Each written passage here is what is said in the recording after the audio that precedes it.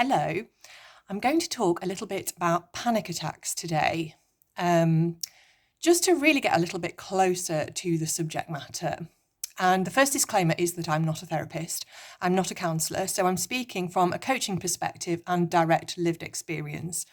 So, panic attacks, when they occur, and I have had quite a few of them in my life, are really confronting.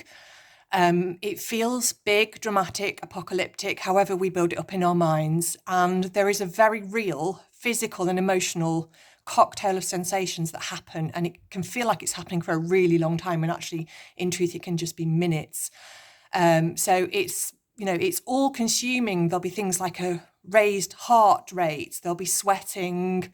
There'll be a sense of disassociation sometimes. Whatever it is for you, it can feel really isolating. And often that struggle is in silence because we get fearful about communicating that because it feels unsafe. It feels a bit dangerous.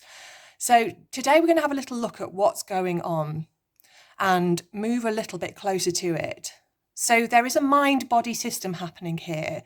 So the mind triggers thoughts around psychological unsafety, that sense of I, the little me that we talk about quite a lot, this idea of me, representation of me in a mind that feels threatened in a particular situation. And obviously when it's in the mind, it's triggered in the body, or it can be vice versa, because we're not saying it's all about thought. We're recognizing that there's a body here. There's a somatic sense of what's going on. There's memory held in the cells, particularly if there's been traumatic experience in the past. There's imprints of that within us, and that can be triggered quite easily. So there's an invitation to go really, really gently with this. We're not forcing anything. We're just looking at it. We're looking at the design. So in the height of it all, it's extremely bewildering and frightening, and it can feel dangerous to this sense of I. What's happening is that the mind is saying, I'm out of control, I feel threatened, I feel vulnerable, don't look at me, I'm exposed, I might die. That's like the very most extreme thought that's happening.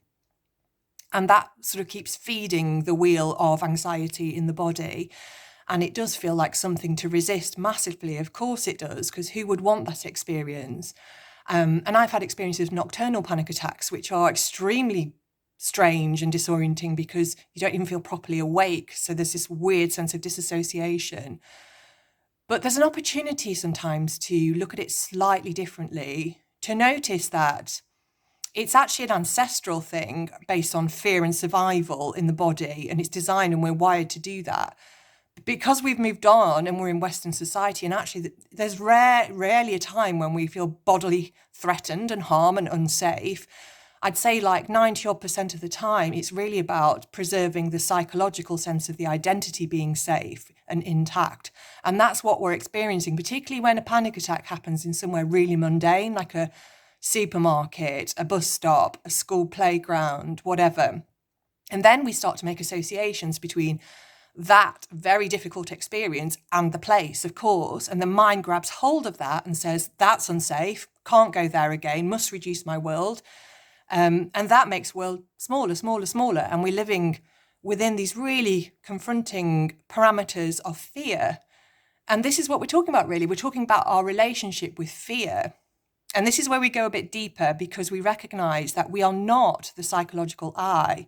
We're not the idea of I. That's just a script in the mind. We are all of this, and the sensations are coming through this space, but we can witness it. And we can be in safety even when there's really confronting, turbulent things happening within the body. When there's a reassurance that the nervous system can go through this process, but come back down again. And you'll watch it. It will heighten, heighten, heighten, peak, peak, peak, and then it will start to drop. And it moves. It's transient. It's not going to stay the same. You're not going to be eternally in a panic attack, even though it feels like you are. And sometimes just knowing that is enough. Sometimes just knowing that it has its own little lifespan and it will disappear and dissipate and go down again. That helps you to see that it's not the connection between the thing and the place necessarily, because if it were, it would be happening all the time.